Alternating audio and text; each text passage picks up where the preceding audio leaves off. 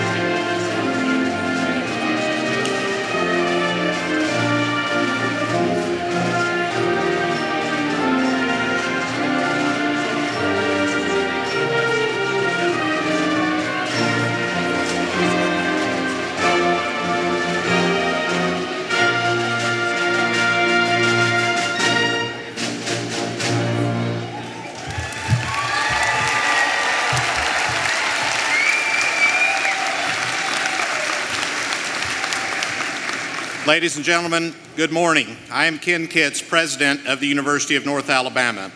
On behalf of the Board of Trustees and the faculty and staff of UNA, I welcome you to our 2016 mid-year commencement for the College of Arts and Sciences and the Anderson College of Nursing. I will ask that you all please remain standing. Let us begin by bowing our heads for a moment of silence as we give thanks for our many blessings this year and for these special graduates here this morning, and for all members of the UNA family, wherever they might be.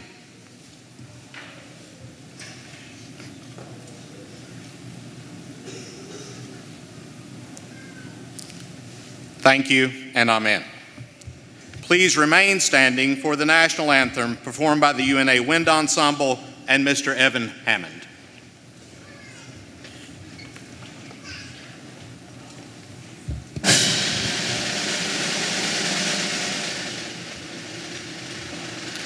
Oh, say, can you see by the dawn's early light what so proudly we hailed at the twilight's last gleaming, whose broad stripes and bright stars through the perilous fight o'er the ramparts we watched were so gallantly streaming, and the rocket's red glare, the bombs bursting in air, gave proof through the night that our flag was still there. Oh, say does that star-spangled banner yet wave o'er the land of the free and the home of the brave?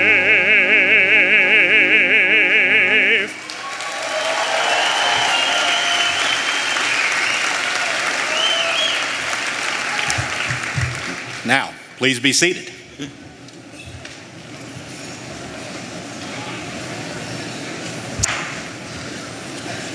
This ceremony represents a very special time for each graduate and his or her family and friends.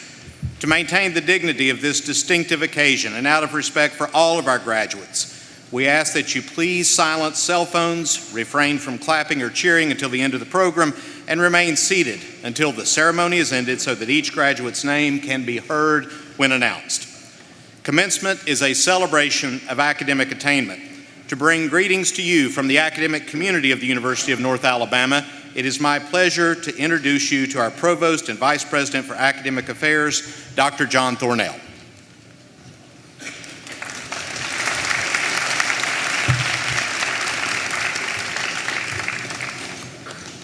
Thank you, President Kitts. I too welcome all of our guests. Speaking on behalf of the faculty and on behalf of the academic staff at the UNA, congratulations to each of you for this significant accomplishment. You know, the most recent data indicates that approximately 22% of Alabama residents, 25 or older, have a baccalaureate degree or higher, with a national average of about 27%. For graduate degrees, the average is about 10%, 7% among Alabama residents. So you can take great pride in your degree completion. It puts you in very good company. As most of you know, UNA enjoys a long history, tracing its origins back to LaGrange College, which was established in 1830.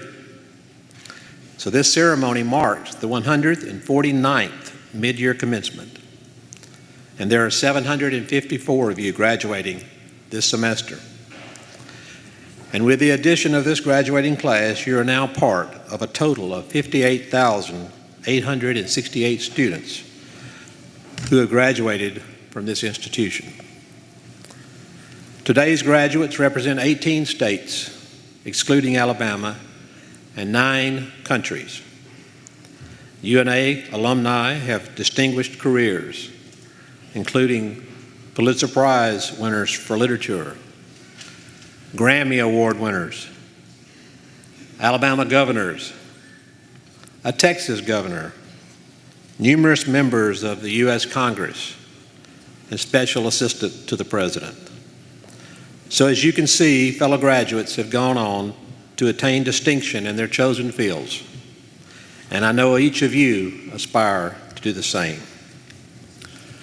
Regardless of your chosen vocation, I urge each of you to find a way to make a positive impact, to change the world one step at a time. Again, congratulations and best wishes as you start a new adventure. Thank you.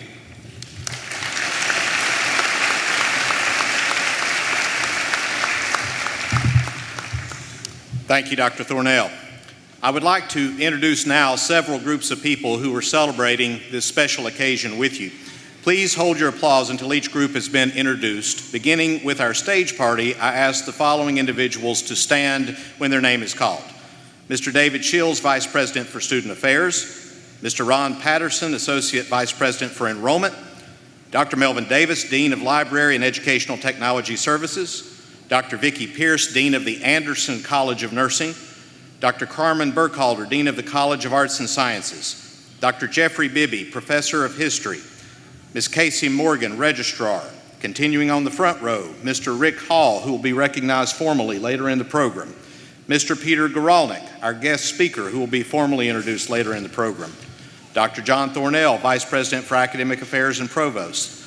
Mr. Todd Willett and Mr. Will Trapp, members of the UNA Board of Trustees. And Dr. David Brommer, Faculty Senate President and Mace Bearer. Please join me in welcoming the stage party.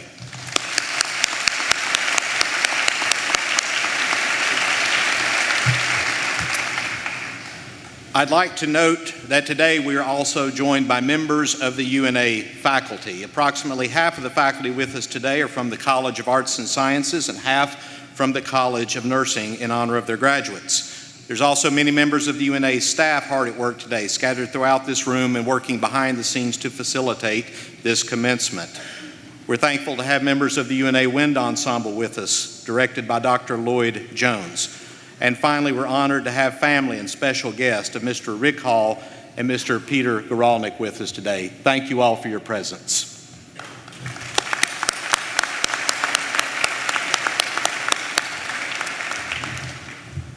Even as we acknowledge those in attendance, it's also important that we remember that a large segment of the UNA family is unable to be here today due to a certain football game in Kansas City.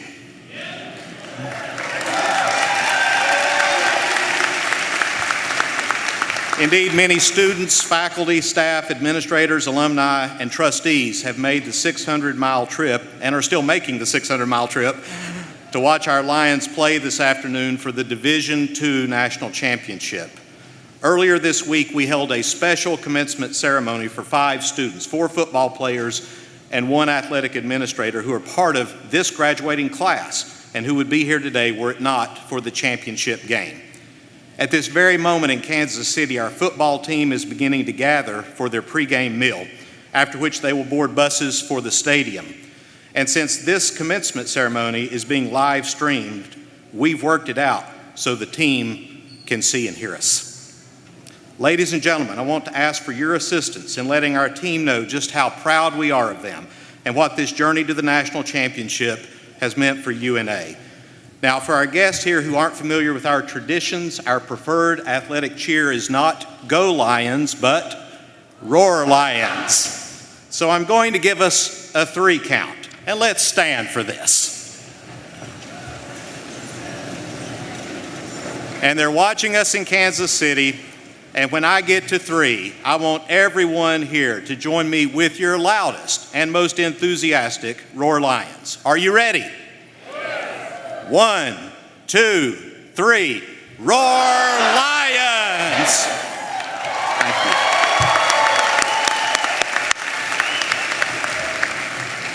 Coach Wallace, our assistant coaches, and our players, that's a lot of love and support coming your way from Florence, Alabama. We're with you in spirit today. And now to our guest speaker this morning. Graduates, during your time here, I hope you've come to understand that while UNA is physically located in the city of Florence, we're a regional university. For that reason, this university is committed to serving and celebrating the Shoals area as a whole. And this region has a rich musical heritage, and we recognize and honor those influences on the American songbook. It's a part of our area's history, and it's our geographic birthright. So how does that tie in with our guest speaker today? Well, there's quite a connection, as our speaker is one who has devoted his career to researching and writing about some of the pioneers and legends of American music. Peter Guralnick's writing emphasis generally has been on the history of early rock and roll, though his books also have covered some of the greats in country music, soul music, and the blues. His most prominent works include books, articles, and documentary scripts on the lives of Elvis Presley, Sam Cooke, and our own Sam Phillips from right here in Florence. You'll see several of his book titles listed in your program. Interestingly, it was recently announced that his biography of Sam Phillips is being developed into a motion picture starring Leonardo DiCaprio in the title role. Mick Jagger will join Mr. Guralnick as one of the movie's producers. It's clear that this man's work is very widely regarded. Mr. Guralnick is a graduate of Boston University with a master's degree in creative writing. In addition to being a prolific writer and Grammy Award winner, he has taught creative writing at Vanderbilt University for the past 10 years. He's been called the Dean of Rock and Roll Storytellers and is a recent inductee into the Blues Hall of Fame. And as we look to honor the life accomplishments of Mr. Rick Hall later in the program, I might also note that Mr. Guralnick wrote the foreword of Mr. Hall's biography, The Man from Muscle Shoals. Mr. Guralnick makes his home in West Newbury, Massachusetts, and we are deeply honored to have him with us today. Please join me in giving a warm University of North Alabama welcome to Peter Guralnick.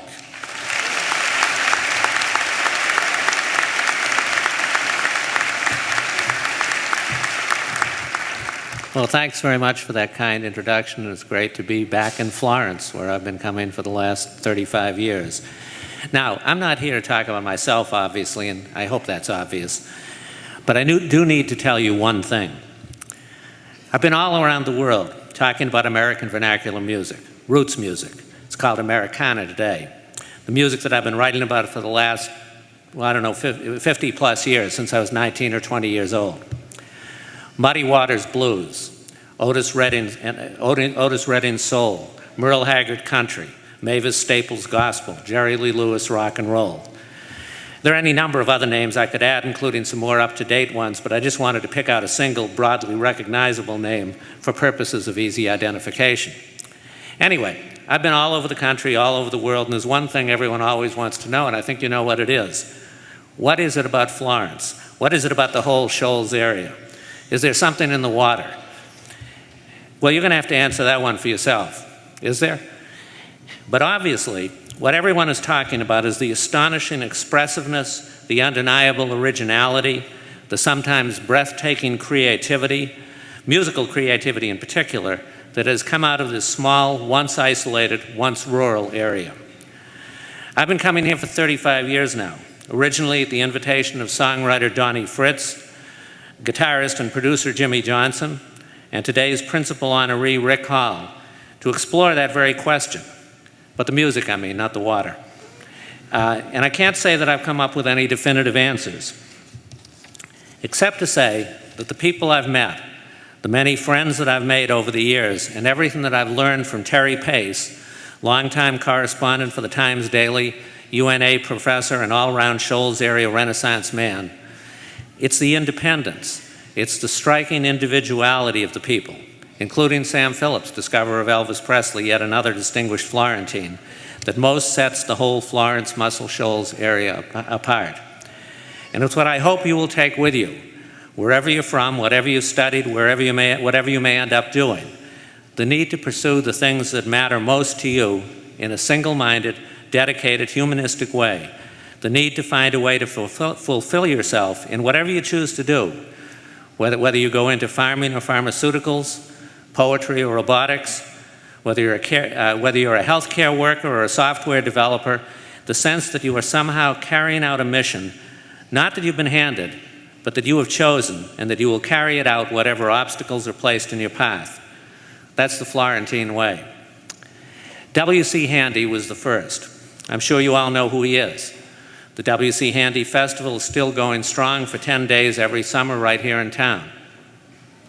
W.C. Handy himself was a schooled musician who became known as the father of the blues, essentially for his determination as a young man of color and over the objections of his minister father to recognize an incredibly rich, diverse, and compelling African American folk tradition, and then to set out to codify it for the purposes of presenting it to the world.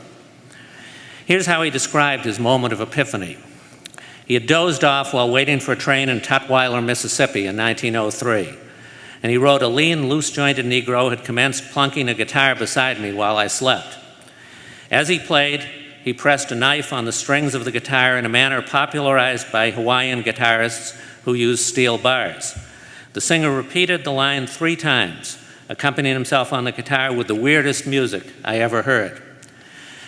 And I should stress here, this is me talking, not W.C. Handy, that weird, as in weird distinctive, weird different, weird cool, just weird as in I couldn't turn my attention away, was a descriptor of revelation and praise, not denigration, as I hope it continues to be. In any case, that was the start of a revolution in American music that is still with us. W.C. Handy arrived in Memphis with his band in 1909 at the age of 35 and quickly established himself there by writing a campaign song for mayoral candidate Edward Boss Crump. That song, under its revamped title Memphis Blues, became the template for the new 3-line, 12-bar form, same thing that guitarist in Tutwiler was playing and that the Rolling Stones are still playing today. And with the runaway success of St. Louis Blues, which I'm sure you all know, his establishment of one of the first black-owned song publishing companies in the country, Handy's unique place in the evolution of American popular music was assured. I remember Sam Phillips taking me to Handy's log cabin birthplace right here in Florence. I don't think I ever saw Sam more moved. To be from the same town, Sam said, and a small town at that, as W.C. Handy.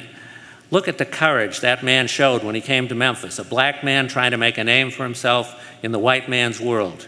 He probably did more for getting whites and blacks together than anybody I can think of. And remember, this is the man who discovered Elvis, Sam Phillips. I saw pictures of him growing up, Sam said. I read about him when I was still a student at Coffee High School. He was truly one of my idols. Handy's dream was Sam Phillips's vision, the idea of breaking down racial barriers, of tearing down the walls of segregation and bringing blacks and whites together through music.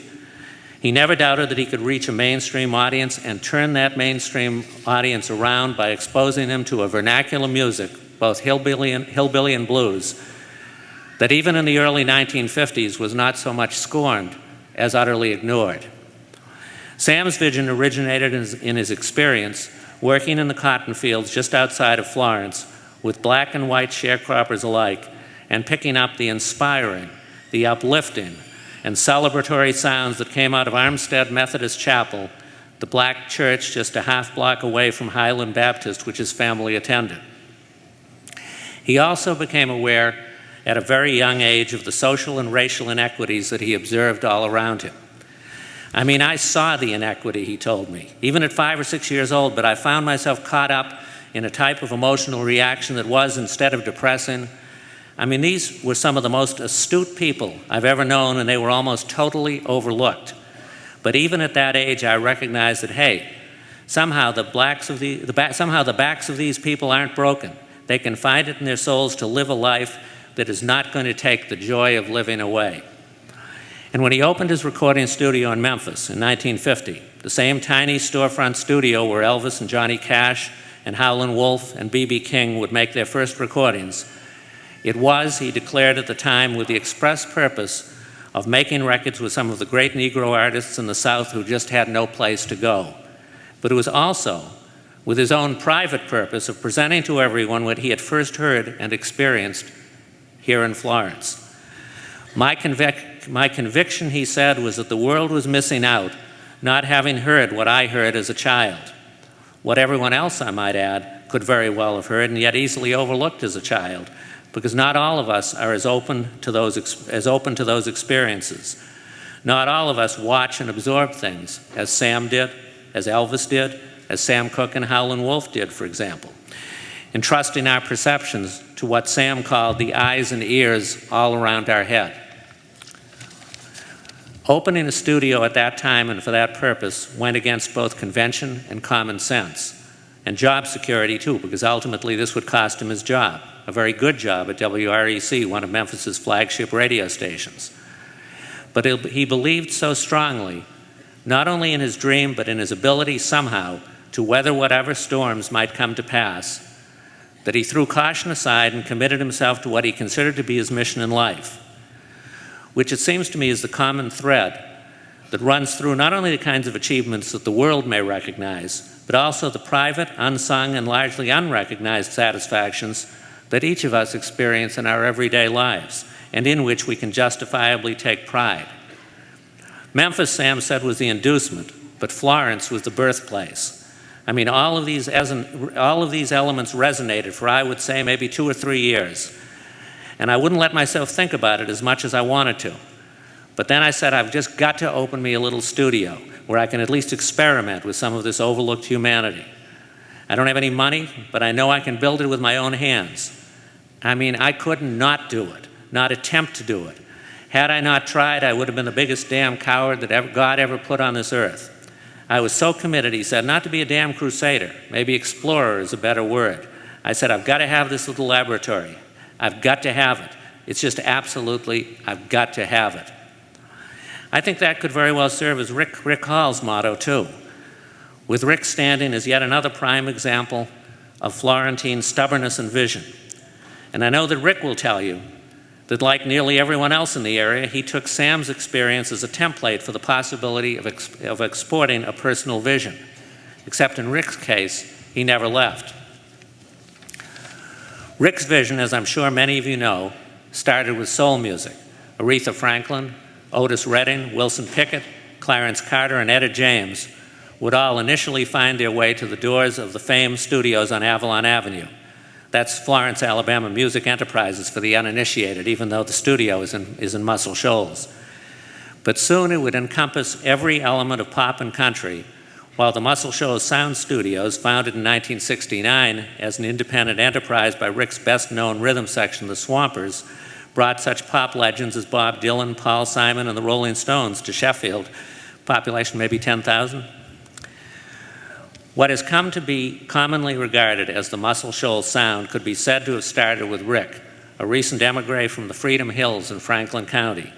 Also his bandmate Billy Sherrill, the son of an itinerant preacher, and Tom Stafford, whose family owned the city drugstore in Florence and gave them space above the drugstore to start the new enterprise. They set up army cots among the plaster casts left by the last occupant, a local podiatrist. And with no training, no degree, and no qualifications other than their intense desire to create something of their own, they set about building a demo studio with egg cartons on the wall, acoustics, I'm sure it still works, with used carpet on the floor and curtains on the walls from the Princess Theater downtown, which Tom Stafford managed until he was fired for dreaming on the job. And soon everyone else with a musical dream in their head began flocking to the studio, including Dan Penn, a native of Vernon, and Spooner Oldham, a native of Center Star, where you can see the role that immigration plays in this story, who would go on to become known all around the world for their soulful songwriting. In other words, they were an immediate local success, the rage of the age, in Florence anyway. And you might have thought that Rick Hall had attained his most devoutly wished-for dream. But then he got fired by his partners, not for slacking off. There were no slackers in Florence then, and if you believe that, I mean, come on, there have always been slackers, right? But Rick didn't get fired for lack of initiative. He got fired for his intensity. I was so very aggressive and fired up, he told me one time. I was the guy who was beating and banging and slinging sweat over everybody else. And that's still Rick, by the way. And it got to the point where I think they thought, this guy's crazy, just because I was so determined. They'd be going to the movies. Vertigo was one of their favorites. They could sit through a movie 2 or 3 times in a row sometimes. And I'd try to grab them, and I'd say, Billy, we need to get a song together. I'm going to Nashville tomorrow. And they just didn't want to be bothered. They saw me busting up their good times. I mean, they were serious, but it wasn't life to them. It was life to me. And so, with the collusion of their principal, and at that point, pretty much only artist Dan Penn, Rick was let go. He did get to keep the name and some of the publishing. His partners got the rest. I thought this was the worst thing that ever happened to me, Rick said. It was like they put the roller skates under me and pushed me out the door. And the upshot? Well, Billy Sherrill moved to Nashville and became one of the founders of contemporary country music. the architect of the smooth countrypolitan sound that enabled country to go mainstream in the 70s and 80s, and the biggest star maker in town during that period. And Dan and Spooner's songs continue to be recorded and covered to this day by some of the biggest stars in the business. And Rick, well, you know, he wasn't going to get left behind for long.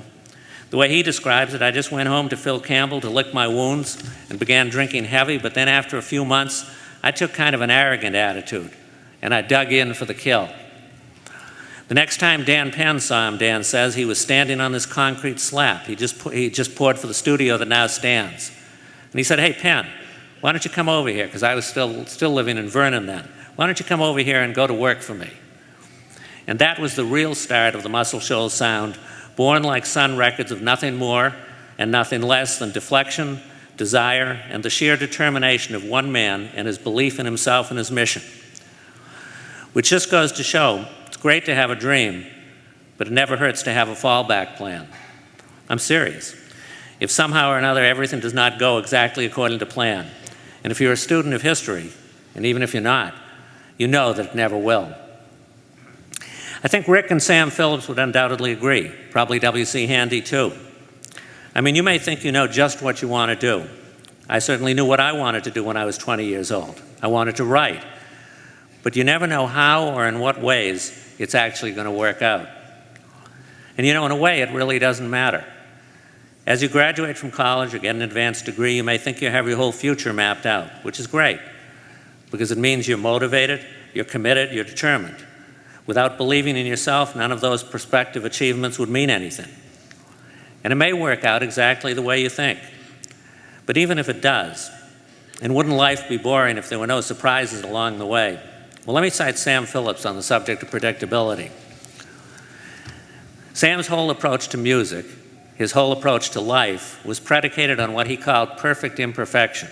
In other words, it's the mistakes, it's the flaws that provide not just the authenticity, but the inspiration. Even an office telephone going off in the middle of a recording session took on its own role in Sam's aesthetic, dedicated as it was to the spontaneous, the accidental, the irrepressible. "I love perfect imperfection," Sam said. "I really do. And that's not just some cute saying. That's a fact. Perfect? That's the devil. Who in this world would want to be perfect? They should strike the damn word out of the language of the human race. You think I was going to throw that cut away for one of them good ones that didn't have a telephone ringing in the middle of it? Hell no, that's what was happening. That was real." I'm sure all of you know, as well as anyone else, just from your everyday experience, there are always going to be telephones ringing that you didn't anticipate. There are always going to be twists and turns along the way. But you know, they can never deter you from your goal if you are a creative person. In your mind, I mean, not necessarily in the definition of your work. If you're prepared to fall back on your own drive and resilience and resourcefulness. You've just got to remember that every decision you make doesn't have to be for the rest of your life. Few of them are. You just have to pursue the things that matter most to you with passion and perseverance, and always be prepared for that unexpected turn in the road. I hope this doesn't come across as some kind of abstract lesson, because it really isn't. I'm not trying to suggest that there are any hard and fast rules, but I do know, when it came to my kids, for example, when they were growing up, when they were in college, today, I'm sure tomorrow too, I never had a single moment's doubt. I may not have always agreed with what they said or did. I didn't. And you could say, what business was it of yours? And you'd be right. But I had total faith in their ability to cope. I had total faith in their resilience and resourcefulness. I knew they had the capacity to withstand disappointments, to recover from some bad moves. And I mean, who doesn't make some bad moves? To get up and go after what they really cared about, not because it was handed to them, but because it was something that was vital to their own passions and predilections. And the same thing applies to their kids too, who are now 12, 13, and 9. They might have to scramble. We all have to learn to scramble, but I'm sure they'll get there. I don't know of any other gauge for success. I mean, the question is, are you able to do what you really want to do? And can you put bread on the table for yourself and later for your family too? And if you can't, can you figure out a way to do it? That was Sam Phillips's credo. I'm sure it's Rick's too. I knew I might not succeed, Sam said. I knew I was really going out on a limb. I had a widowed mother, a deaf-mute aunt, a wife and 2 sons to support, and I knew no matter what happened, I couldn't risk their future. But you know, conventional success was not the measure. I believed in myself, and I believed in what I was trying to do. If I had failed, and the odds were better that I would fail than that I would succeed, I knew I could always get another job. At least I thought I could. But I could never have forgiven myself if I didn't at least give it a try. Florence today seems to me caught up in the midst of yet another revival. I mean, look at downtown. This is a very different Florence from the one I first visited 35 years ago, or even 10 years ago. But I'm not talking about fancy restaurants or hipster hats or boutique shops. I'm not even talking about Trowbridge Creamery. What I'm talking about most of all, as I'm sure you've gathered by now, is the spirit of freedom, that unreconstructed sense of independence, of daring, identity, and individuality that seems almost imbued in the region. You see groups like Drive-By Truckers and St. Paul and the Broken Bones and Alabama Shakes and the Civil Wars, all with their myriad of local ties.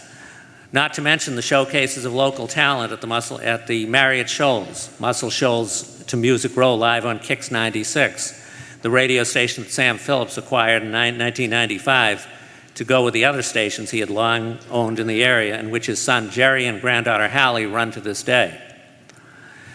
But I hope you understand, I'm not trying to suggest that it's just the music. What I'm talking about is the spirit of the place. It's the pride that people feel in their place. I'm sure many of you feel the same kind of pride in your own hometown. It's the spirit of freedom and adventure, the refusal to conform for conformity's sake, that gave birth to the music in the first place and that continues here in Florence to this day. I knew Sam Phillips for close to 25 years, right up until his death in 2003. And the whole time I knew him, Sam was always telling me that the real story was in Florence, that was where it all began. Oh, yeah, right, I would say in my mind's eye.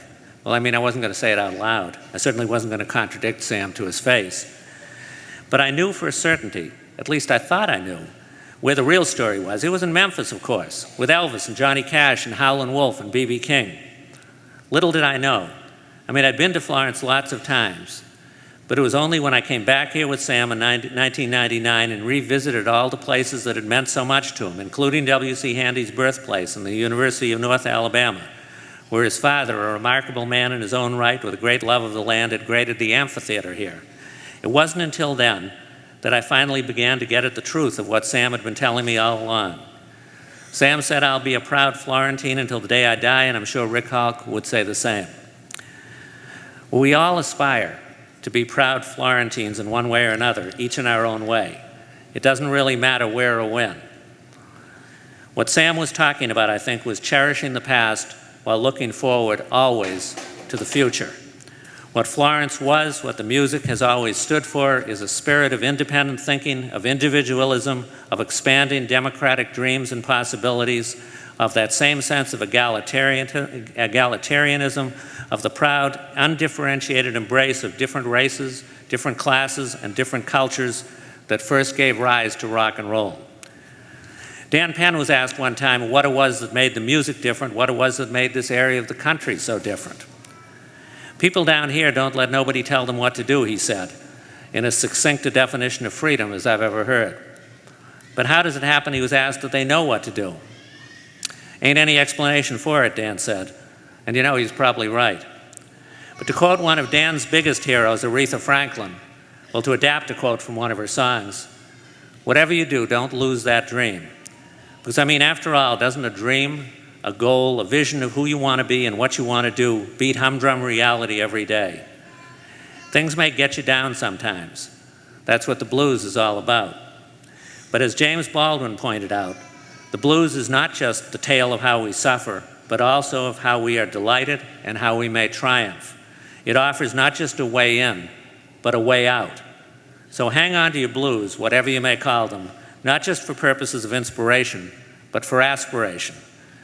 Let's all try to measure ourselves not so much for our achievements, that's just keeping score, as for our goals. Thanks.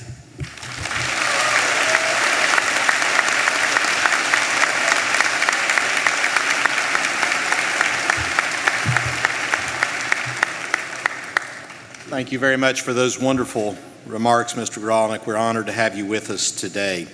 I'd now like to invite Provost John Thornell back to the podium for presentation of awards. Provost Thornell.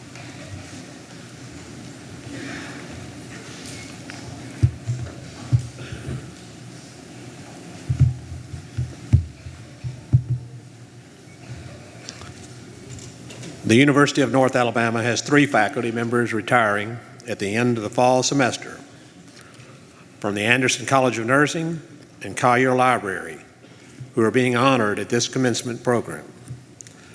Dr. Ernestine Davis, Dr. Marilyn Lee, and Mrs. Cia Reynolds.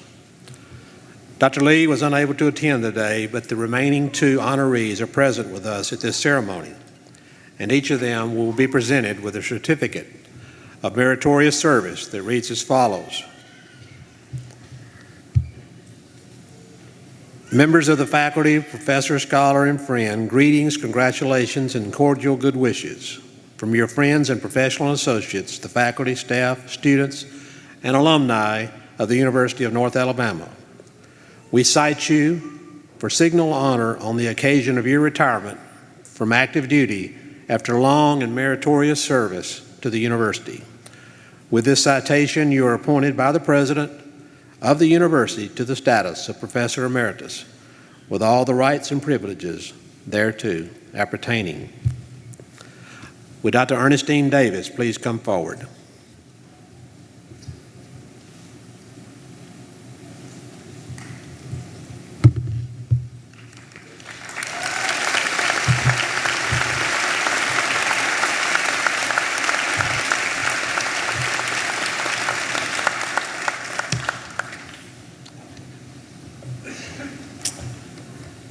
Dr. Davis, who served as Professor of Nursing and Director of the Presidential Mentors Academy, served the university for 36 years from 1980 to 2016. Congratulations, Dr. Davis.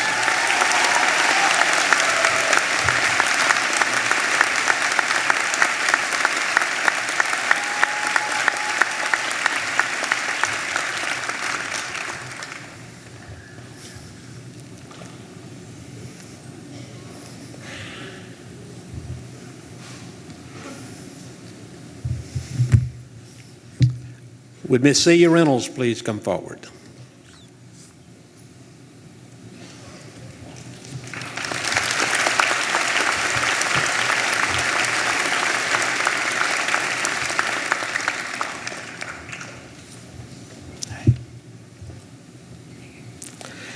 Ms. Reynolds, who served as professor, librarian, and assistant to the Vice President for Academic Affairs for SAC's reaffirmation of accreditation, served the university for 28 years, from 1988 to 2016.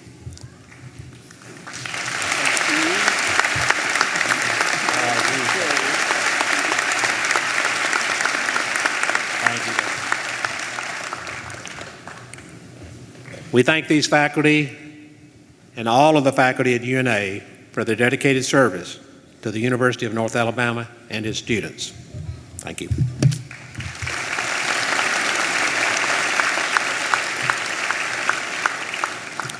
The Keller Key Award was established as a memorial to the late President James Albert and Mrs. Mary Glenn Keller, and the Keller Key is presented at each commencement to the honor graduate who has earned all credits for the bachelor's degree at this university with the highest scholastic average. And for the mid-year commencement, the summer and fall graduates are combined to determine the winner. This semester, there is one recipient, and that person will be recognized at this afternoon's ceremony.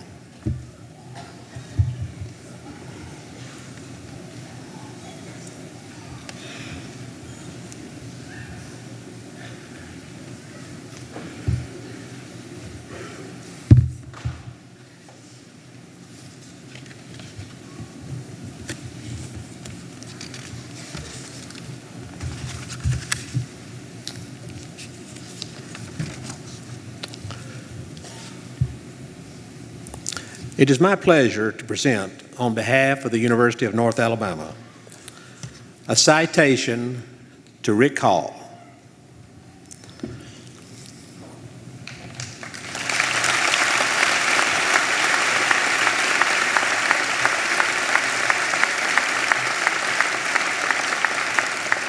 The citation reads as follows. From your humble roots in nearby Tishomingo County, Mississippi, and Franklin County, Alabama, your life's trajectory led you to international fame and acclaim as a highly successful record producer, songwriter, and publisher of American music. Your Fame Recording Studios made music history as Alabama's first professional recording studio, where your collaborations with chart-topping artists created what widely became known as the Muscle Shoals sound. Your success and reputation in the recording industry allowed you to forge connections between musical influences, between cultures, and between people. Your work has been recognized over the years with innumerable accolades, such as Billboard's Producer of the Year for the World Award in 1971, your 1985 induction into the Alabama Music Hall of Fame, and your 2014 Grammy Trustees Award for a lifetime of achievements and significant contributions in the field of music, recording, and publishing. Further, the profile of your life and career in the 2013 Muscle Shoals documentary and the 2015 publication of your written autobiography, The Man from Muscle Shoals, My Journey from Shame to Fame, generated wide, renewed interest in the highlights of your success as the father of Muscle Shoals music.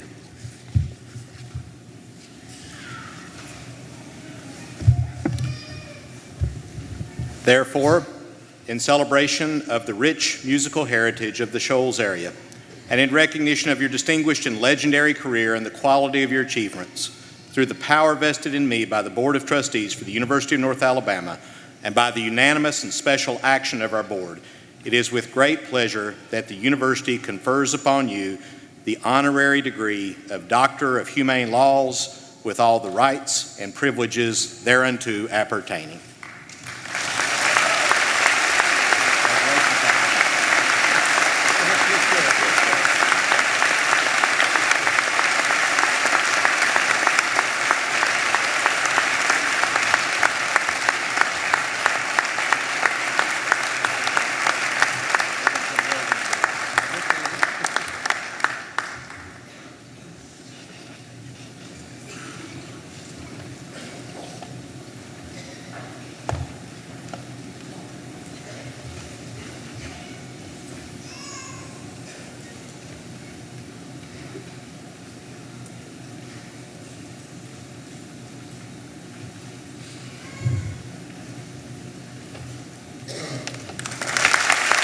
Rick Hall.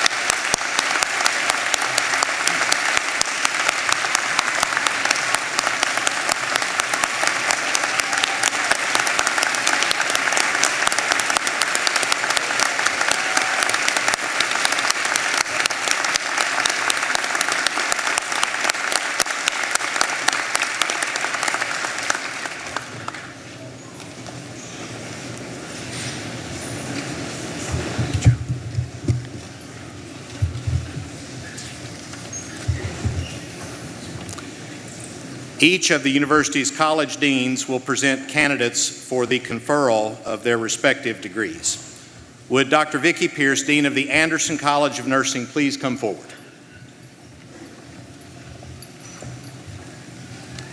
As you are able, would candidates for the degree of Master of Science in Nursing please stand and remain standing?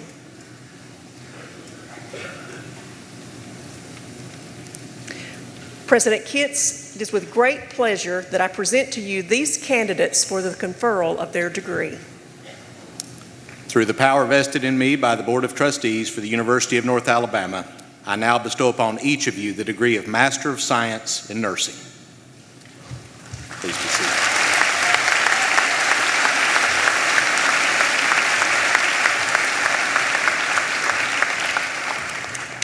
As you are able, would the candidates for the degree of Bachelor of Science in Nursing please stand and remain standing? President Kitts, it is with great pleasure that I present to you these candidates for the conferral of their degree. Through the power vested in me by the Board of Trustees for the University of North Alabama, I now bestow upon each of you the degree of Bachelor of Science in Nursing. Please move the tassel from the right edge to the left edge of your cap.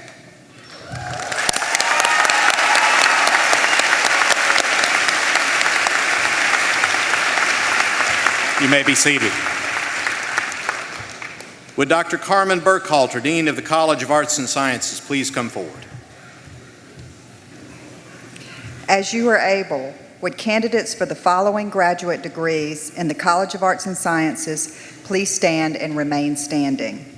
Master of Arts, Master of Professional Studies, Master of Science, Master of Science in Criminal Justice. President Kitts, it is with great pleasure that I present these candidates to you for the conferral of their degree. Through the power vested in me by the Board of Trustees for the University of North Alabama, I now bestow upon each of you your respective graduate degree.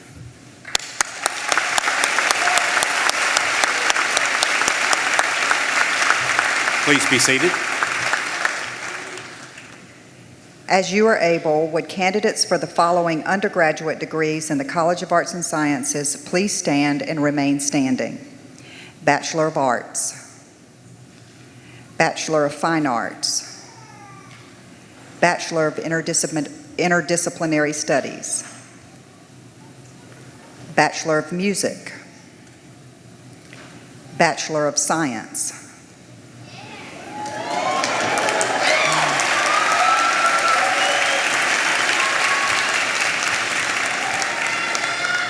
Bachelor of Science in Music, and Bachelor of Social Work.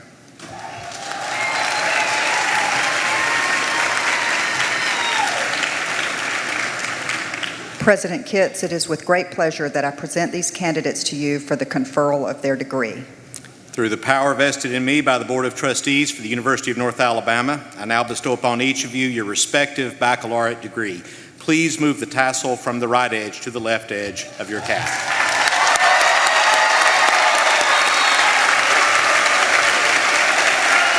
You may be seated.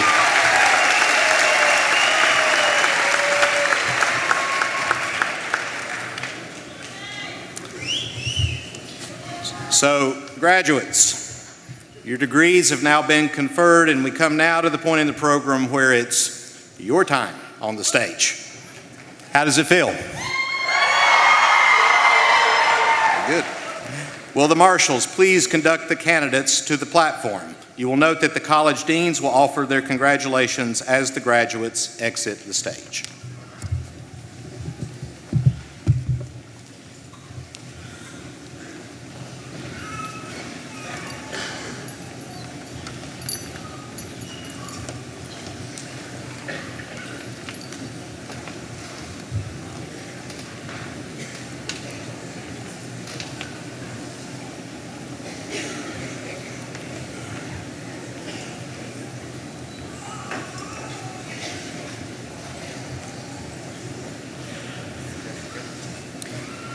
Brianna Thompson Hamlet. Catherine Elizabeth Lorette.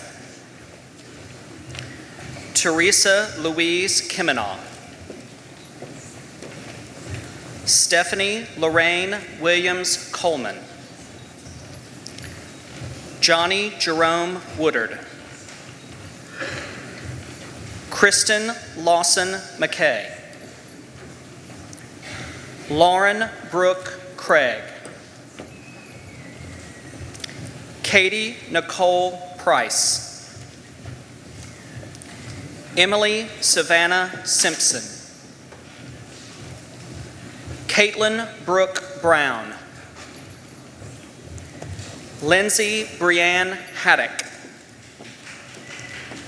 Devin Ellen Smith. Kaylee Brianna Skinner Ballou. Tyler Owen. Michael Henry McWaters. Nicholas Andrew Harris. Garrett Carl Counts. Ian Pantlin Mendoza. Jacob Ryan Newton. Duncan Radford Godwin.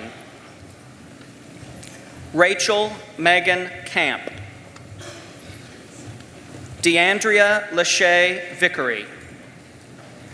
Hannah Brittany Avent. Amber Brooke Belt, magna cum laude. Sarah Paige Thorne, cum laude. Jessica Danielle Vows. Andy Joe Underwood. Caitlin Marie Cutts, cum laude. Ms. Cutts will have her diploma presented by her mother, Ms. Diane Cutts, instructor in management.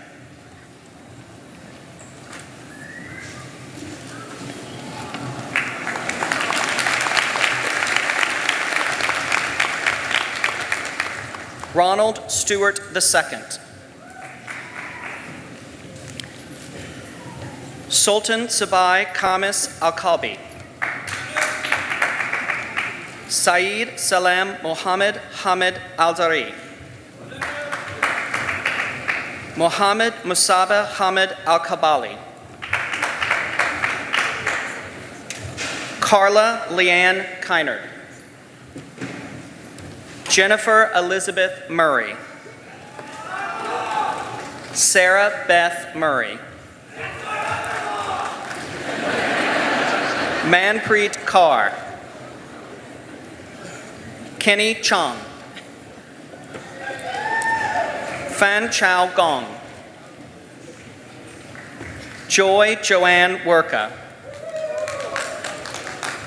Kayla Ann Stone. Benita Buckner Gross. Melissa Carol Martin.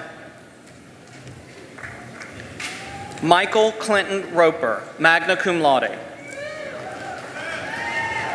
Joshua Wayne Balta. Victoria Elizabeth Wilson, cum laude. Rachel Nicole Cook.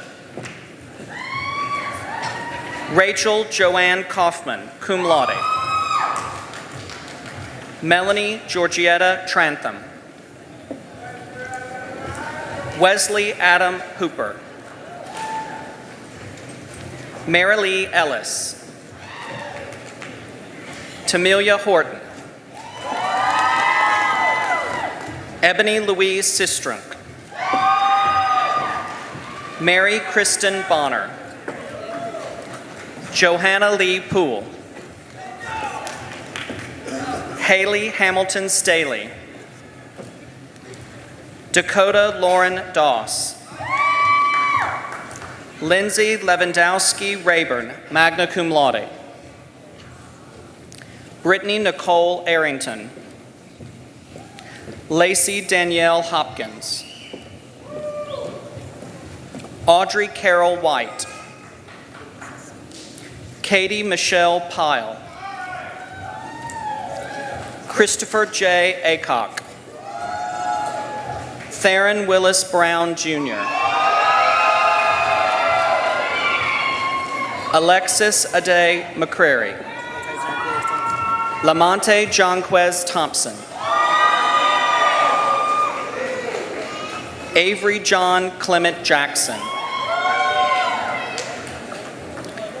Rebecca Chantel Finley. Jovan Sade Baker. Michaela Nicole Dawson.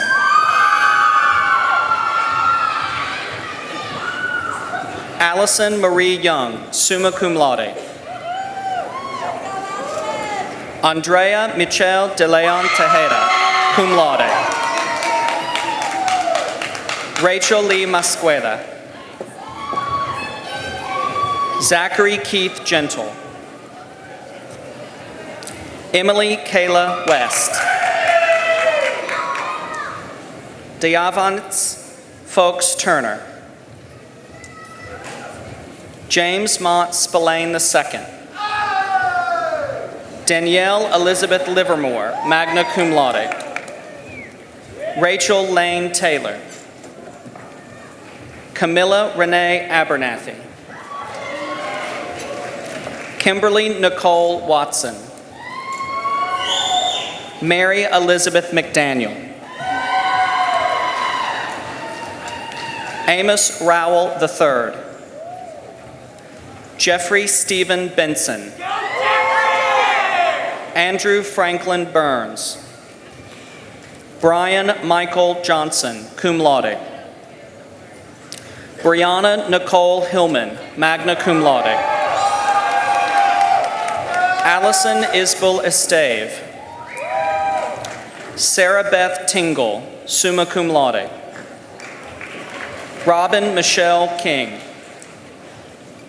Lauren Ashley Nelson.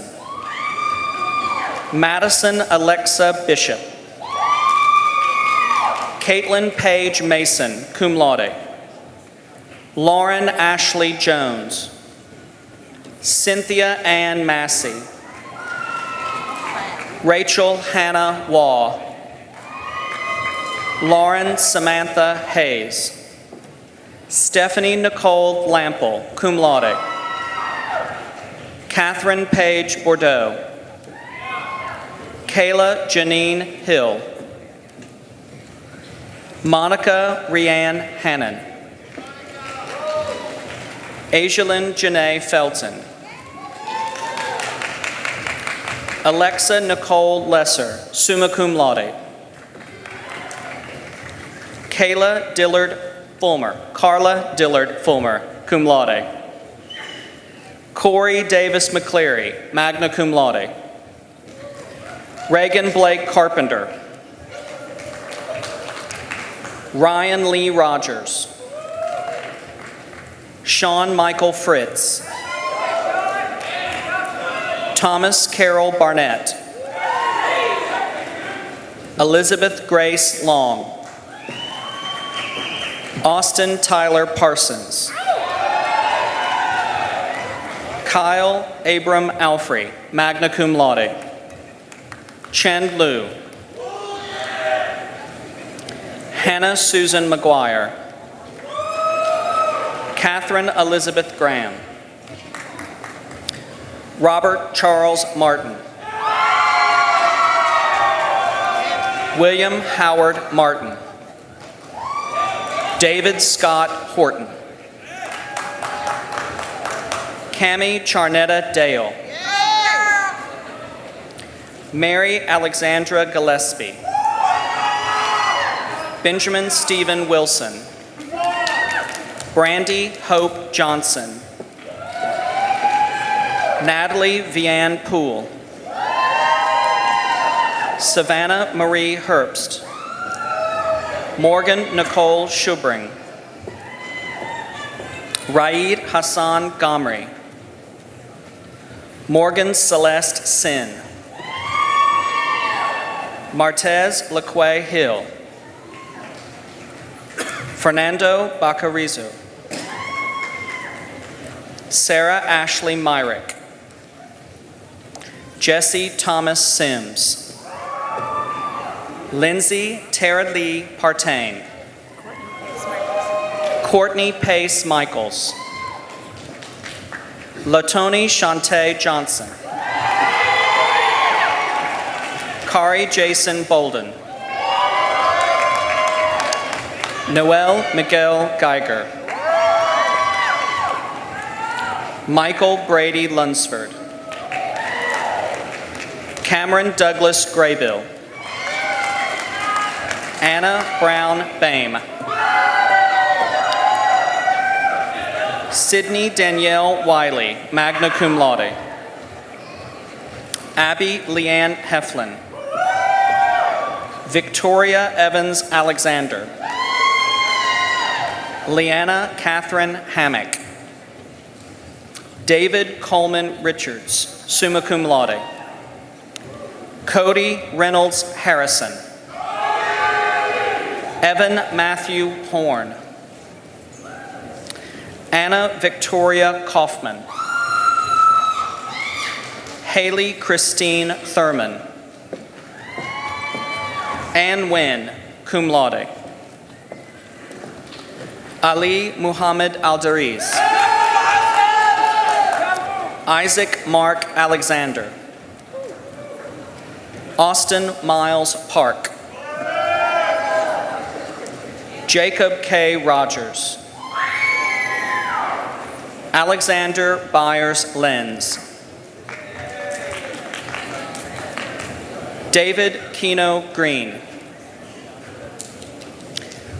Whitney Danielle Bales. Braxton Harwell Pace. Katie Lynn Leverins. Caleb Jordan Barnett. Michaela Angelique Mashburn, cum laude.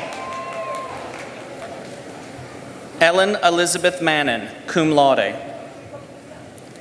Casey Ann Bolton. Paris Neely Johnston, magna cum laude. Aiden N. Abarca. Jacqueline Brooks Spence. Brianna Rutherford Caldwell. Cortez Shoulders. Katura Joy Pruitt. Bruce Beard. Catherine Regina Leopard. Kelly C. Farmer. James Campbell Lyles, cum laude. Chastity Michelle Carty Johnson, summa cum laude. Gina K. Prestige, summa cum laude. Anna Grace Dixon, summa cum laude.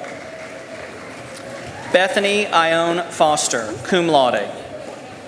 Brandy Nicole Thompson, magna cum laude. Brooke Taylor Shambly. Murphy O'Brien Billings. Colleen Marie Straub. Nashe Yvonne Talaferro. Callie Ann Thomas. Rebecca Allen Alexander. Amicia Smith. Denisha Kian Armstead.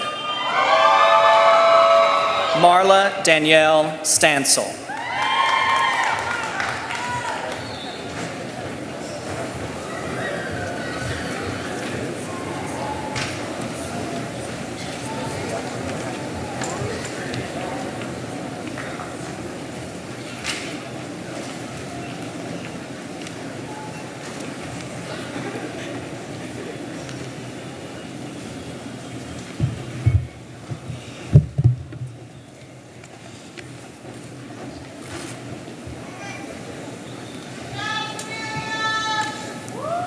Ladies and gentlemen, please join with me as we honor all these graduates with a well-deserved round of applause.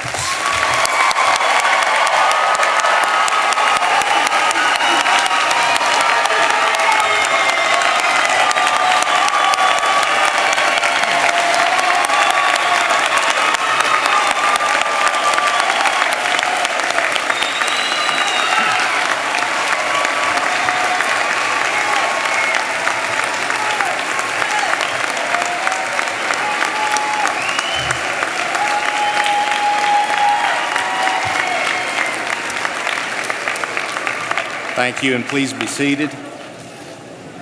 Graduates, many people have helped and supported you in your goal of getting here today. And now I invite you to help me show your appreciation to them. At this time, I would ask all parents and grandparents of our graduates, please stand and be recognized. Parents and grandparents.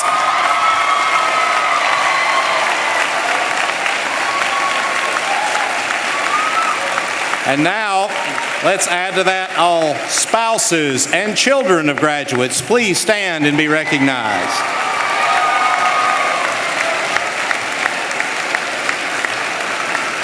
Finally, any friends or other relatives of our graduates, please stand and be recognized.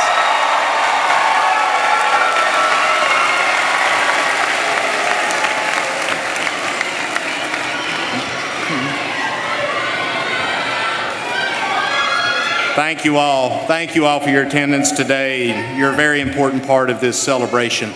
Ladies and gentlemen, we are nearing completion of our program, but I would ask that you please remain seated for just a few more minutes as UNA Alumni Association President Michelle Eubanks comes to the podium to extend greetings to our graduates as the newest alumni of this institution. Ms. Eubanks.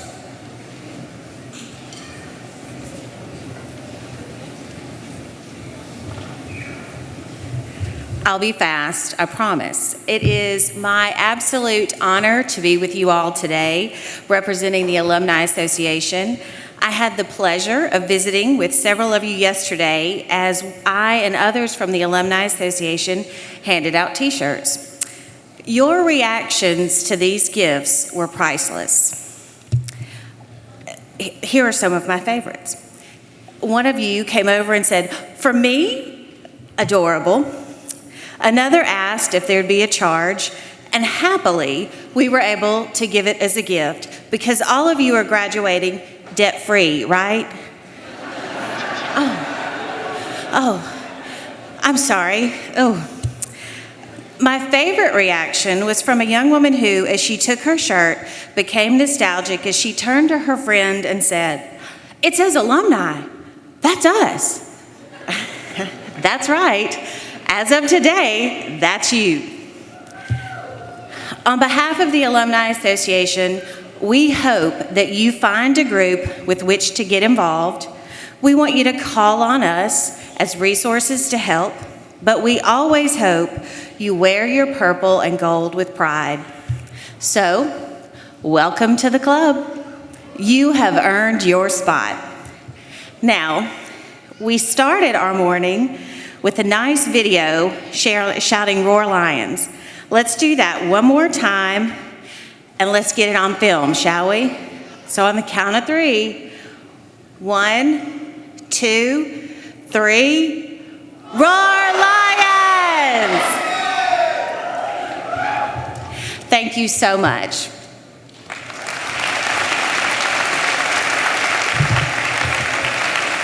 Thank you very much, Ms. Eubanks. Graduates, we do truly commend you for the hard work, personal sacrifices, and perseverance that have led you to the platform this morning to receive your degree. We're proud of you, as are your families and friends. And as you leave this university to make your mark in the world, if I could just make one personal request, take this wonderful institution with you. Carry it in your heart wherever you go. And when you run into fellow alumni, greet them with that hearty "Roar Lions." We send our very best wishes to you. I would like to thank Dr. John Thornell, Dr. Jeff Bibby, and Ms. Casey Morgan for their assistance with today's program. And now, will the audience please rise and join with the graduating class in the singing of one verse of the alma mater, and then if everyone would please remain standing for the recessional.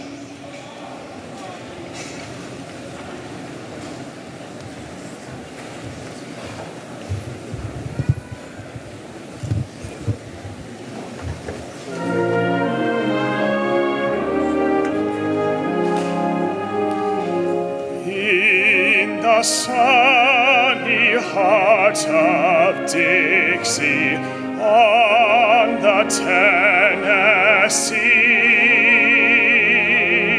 stands the school we all honor, love and loyalty. Alma mater, alma mater, bring we homage due. Pledge we here our heart's devotion to